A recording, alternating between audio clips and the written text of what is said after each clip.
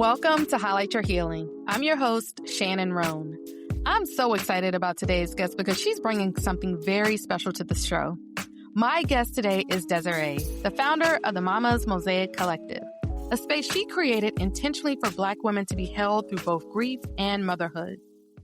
Through her work, she disrupts the superwoman image that so often leaves Black women feeling isolated and unsupported. And she cultivates communities where women are given permission to show up in their fullness, grief, and all. Desiree, I just want to say thank you so much for being here and for the space that you're creating for so many women through the amazing work that you're doing. Thank you so much, Shannon, for having me. I'm so excited to be here. Hi, everyone listening. I'm so excited to be a part of today's conversation. I have to express my deep, deep gratitude to you for inviting me to share my story. I'm so excited that you're here. You and I, we've both had the opportunity just to collaborate on a few projects together, including our Grace and Grief series and some other exciting things that we have coming up. And it has just been such a pleasure partnering with you as we both show up for women who are navigating some of the hardest seasons of their lives. Yes.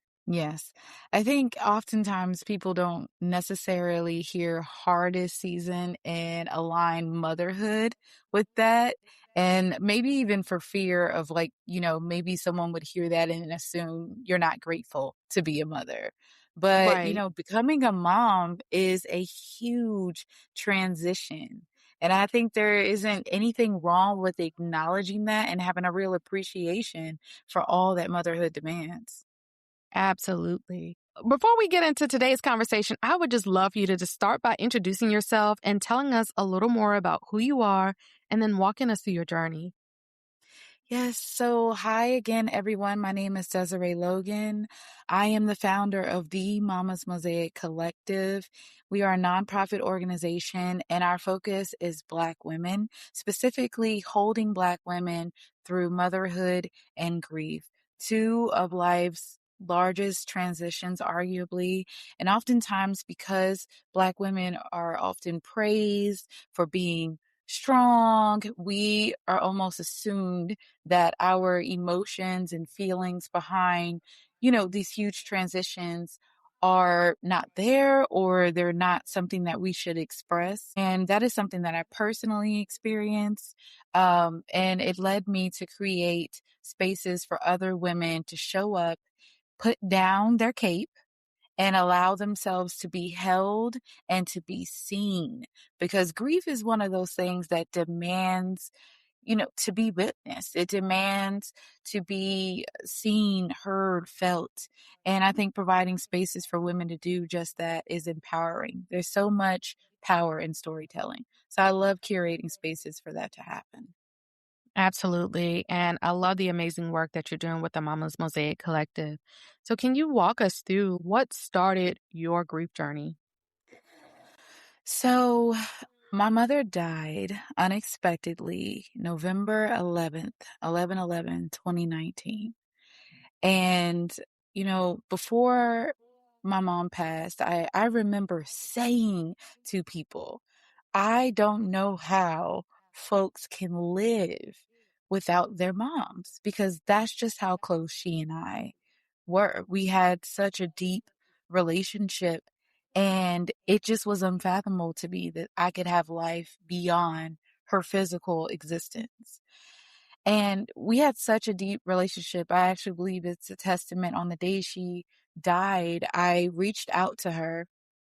I sent her a text message and then I tried calling her, and this was after I got off of work, and she didn't respond. And that was just not like my mom. Like, she would pick up the phone. We would be chit-chatting for at least an hour or so, and she didn't pick up the phone. And I had this feeling in my gut that something was probably really wrong. And an hour later, my dad called.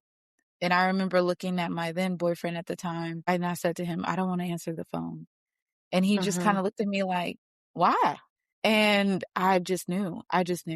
And sure enough, I answered the phone and my dad was hysterical, screaming, she's gone, she's gone. And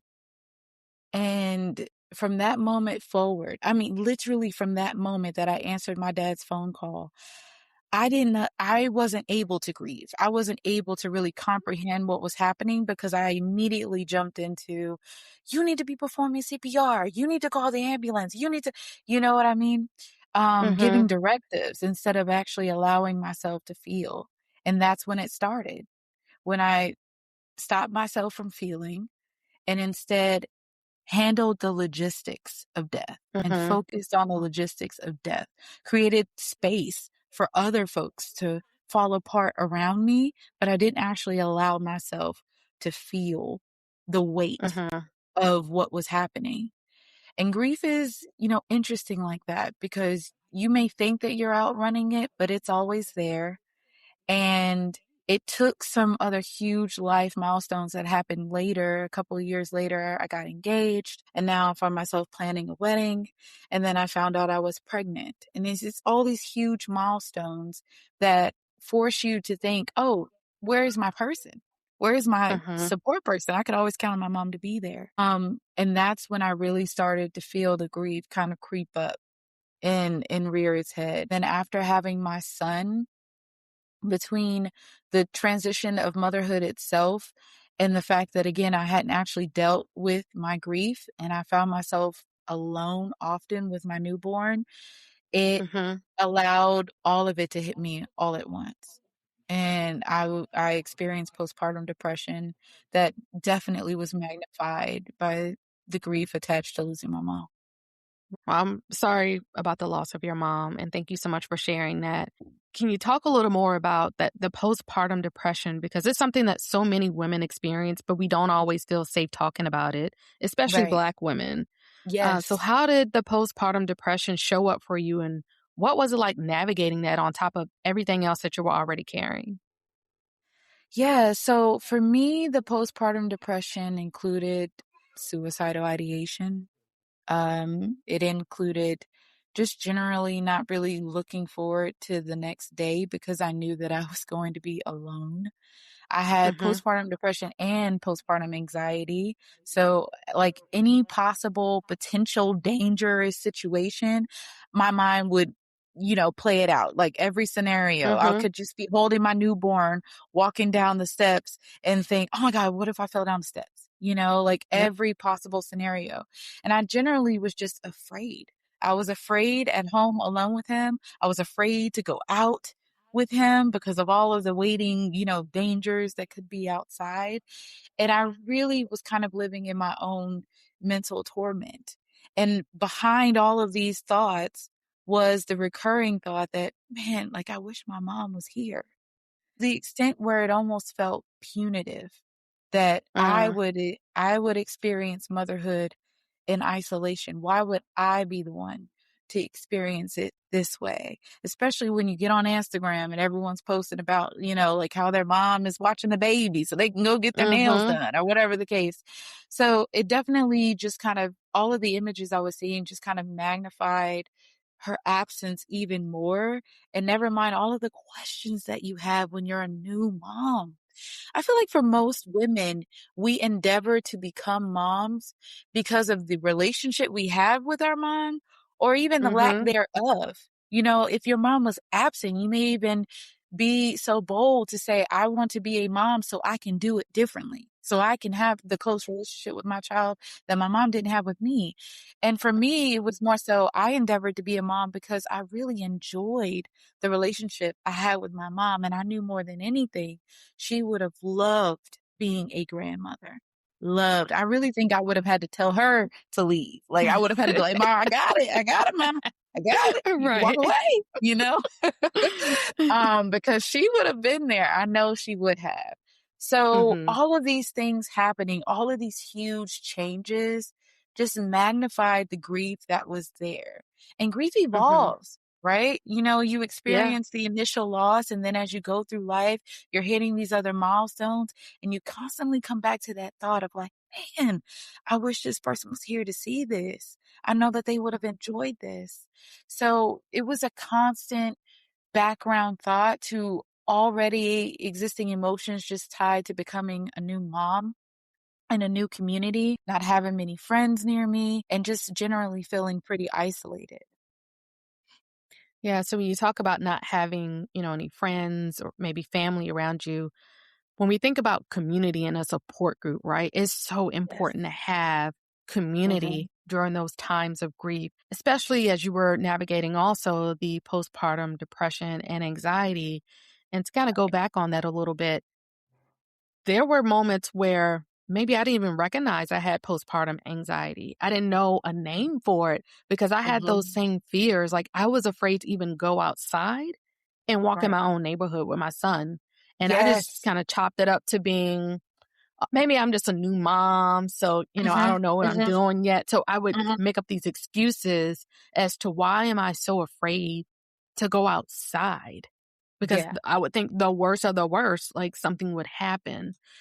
So Right. at that time, I didn't tell my doctor about it. I didn't talk about it because I Right. just chopped it up as, oh, maybe this is a normal thing. So I'm glad that you Yes. touched on that about the postpartum depression and anxiety because sometimes we put that on the back burner because we have so much going on that we have to do that we try to Right. suppress those feelings Yes. and emotions. Yes. And I think there is something about just even when you have the language, when you can say, like, oh, this is postpartum anxiety, I think even in that, there is a weight attached to it of like, there's something wrong with me. Now I'm admitting there's something wrong with me. Like, why? I'm a new mom. Mm-hmm. Like, everything should be great. And now I'm saying I have this condition. I don't want to be labeled that way. But I actually think that in our fear of being labeled, we are doing ourselves a disservice because we're not getting the help that we need. And I want to be careful with this too, because I think it is important that we have resources available to us in order to even have the conversations about what might be happening with us. You know, you fill out the questionnaire at your child's pediatrician where you know that they're screening you for postpartum depression. There's a very Right. high awareness of like, okay, and then it's not really clear what's going to happen if you fill this out and they do their little calculation and they come back and do what exactly? Are they going to report you to defects? Are they going to like, what is the next step?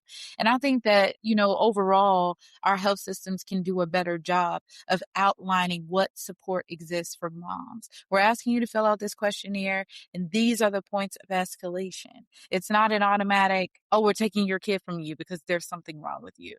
I think that we Right. do need that reassurance. I think it's really important. And I have to be honest, I didn't know at the time that it was postpartum anxiety. I wasn't thinking to myself like this is a postpartum anxiety thought. Like Mm-hmm. I didn't necessarily know at the time. I actually started doing some reading and I would Mm. kind of read over what symptoms could, you know, look like and I thought, "Oh wow, that's me. Like that's me. Like I'm dealing with that." And I actually recently posted about taking my son, he's almost 4.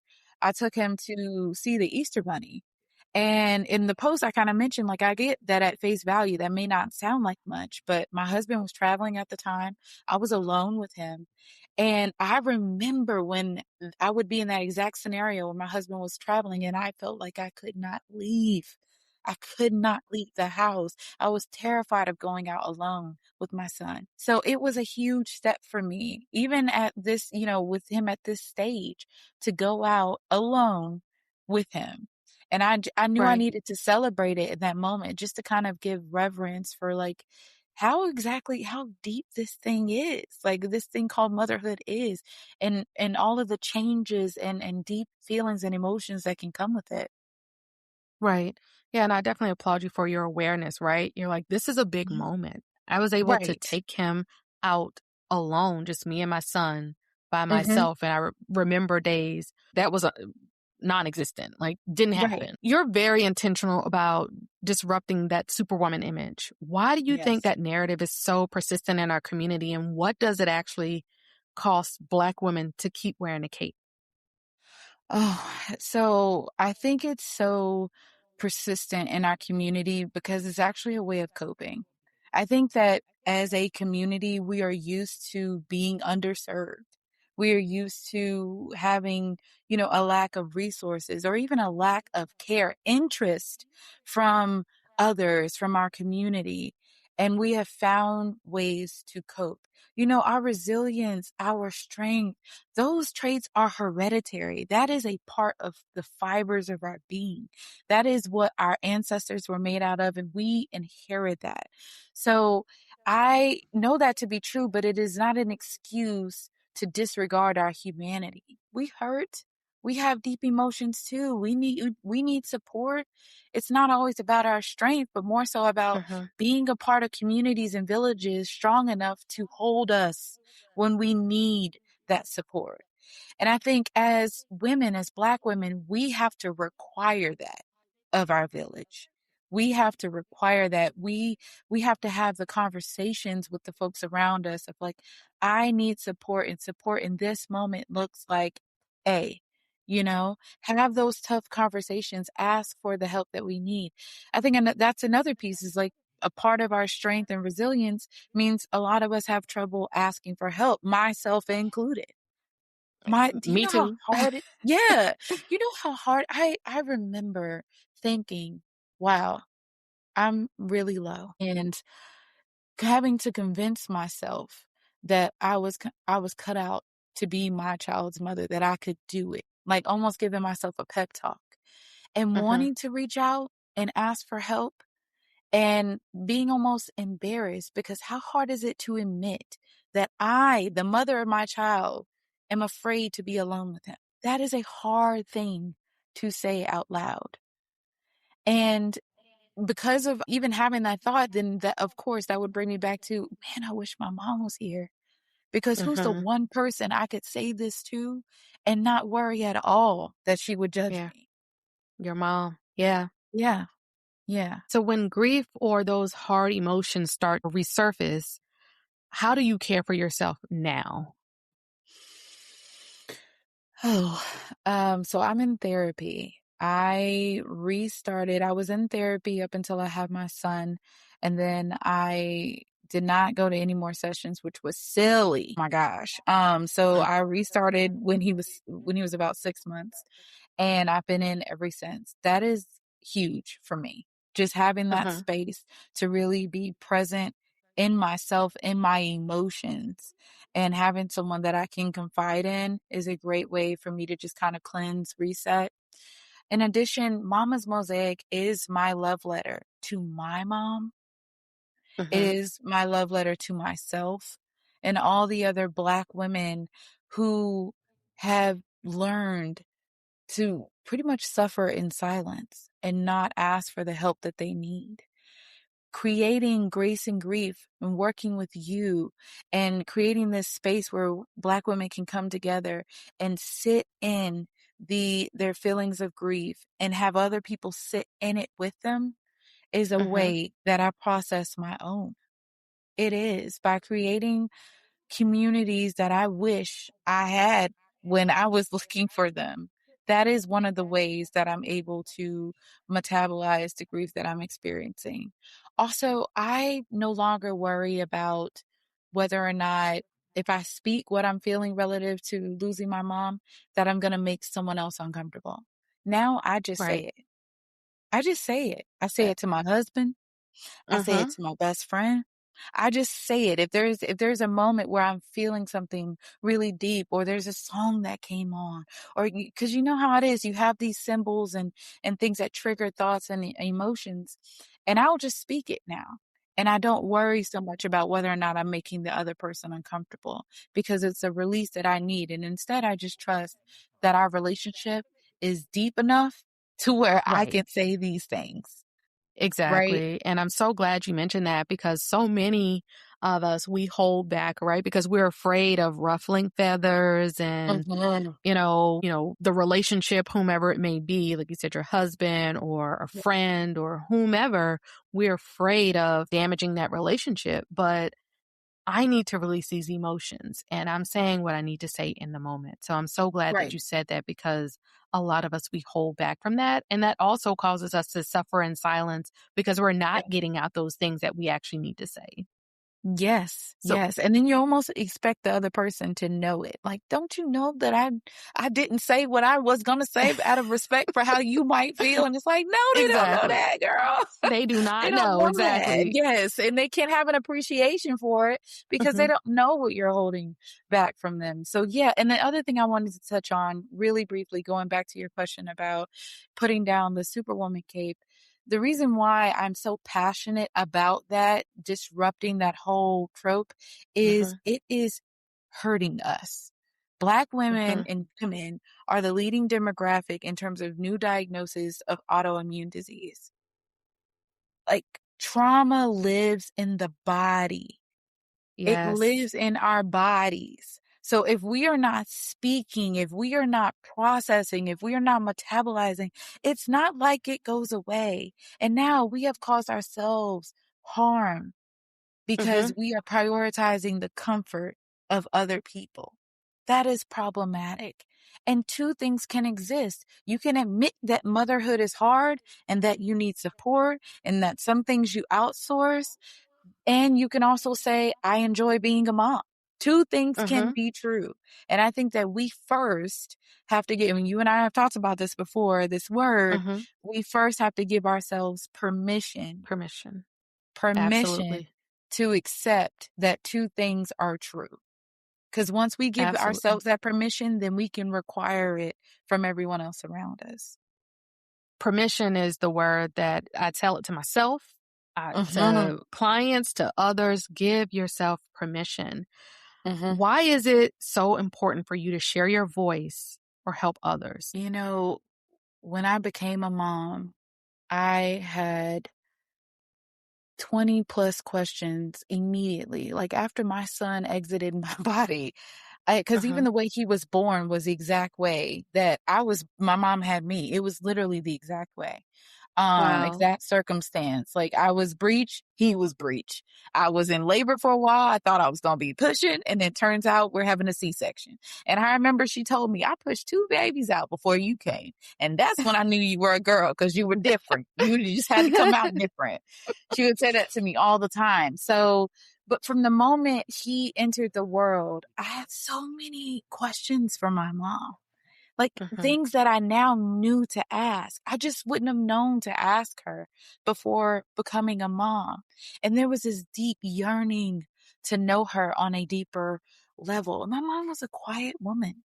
She lived a pretty Uh-huh. quiet life. And I'm choosing to be out loud with my story because I have seen how storytelling heals.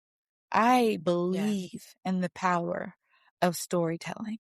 And every time I tell my story, I honor everything my mom is and was to me. Every Mm. time I share my story, I honor everything my son, my husband, everyone who loves and cares about me, how they've held me up. I honor them. And I honor women who endeavor to become moms and may not have metabolized their grief and don't even really realize how grief can show up in motherhood. Because I think when Uh-huh. people hear that I focus on grief and motherhood, they probably immediately think like pregnancy loss, fertility struggles, but I am really more focused on grief as a pre-existing condition. Like you've lost someone previously and now you endeavor to become a mom. How do these two things intersect? Because it is important that we are aware of how grief is showing up in our bodies so that we can heal it, so that we can process it.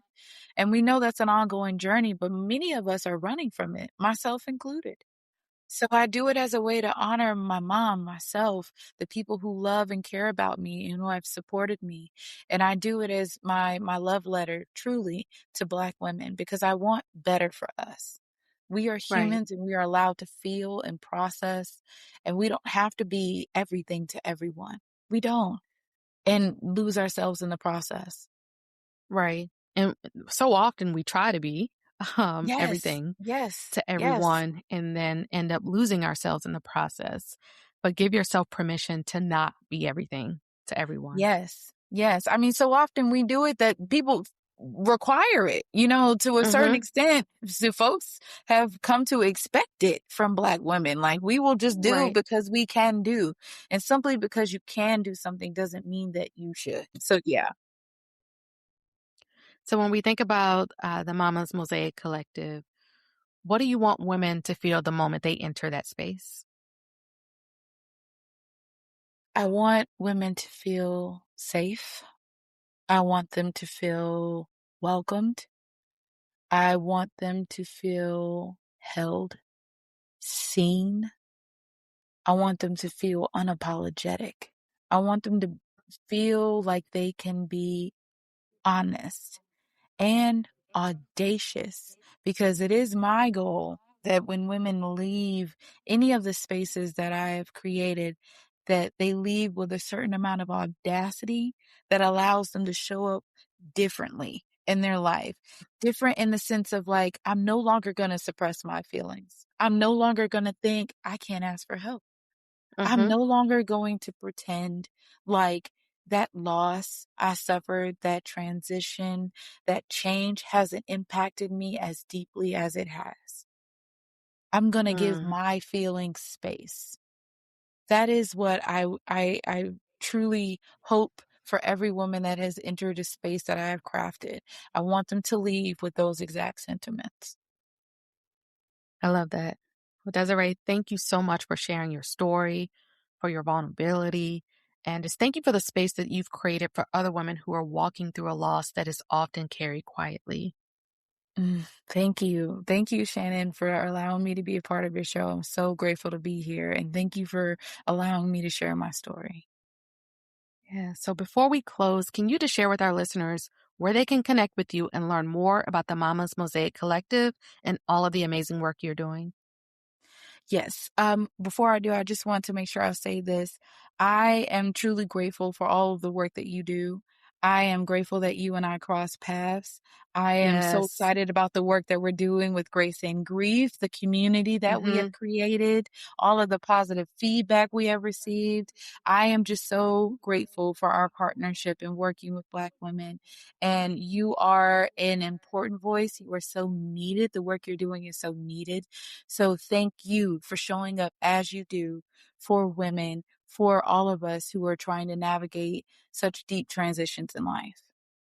I definitely appreciate that because I just remember during my own grief journey, I wanted to create something that I didn't have or I didn't Mhm. know where to look for. So that is my why. That is my reason. That is my passion behind Highlight Your Healing and everything that I'm doing in the grief space is because I feel like more women need to hear our voices because Yes. I felt like I didn't have anybody during that time. I suffered in silence and Yes. I didn't know who to turn to. So creating this avenue for women who are out there feeling all alone, that is Mhm. what Highlight Your Healing is for, is you are not alone. And Yes. it is my hope that with this podcast and with Grace and Grief and all of the other amazing things that we're doing for our community, they have a Mhm. voice. They can show up, speak up, name their grief. All of those things that Yes. we're doing, we're putting out there that you are not alone. Yes. Yes, and really quickly, David Kessler, he wrote a book, Yes. Hmm. Finding Meaning. I read that Hmm. book and I bawled because it put Mm. into perspective the work that I was doing with Mama's Mosaic. I realized Hmm. that starting this nonprofit has been my own way of finding meaning in the loss of my mom. Because my mom was 55 when she passed. Like, she passed relatively young, and there was a lot of anger that I harbored. And now doing this work, it has been its own way of me, like, finding meaning of her death, but also you just making sure that it's meaningful. Like, if I endeavor to stay here after losing Right. one of the closest people to me, because it's definitely one of the bravest things I've ever done, then need to make sure it means something.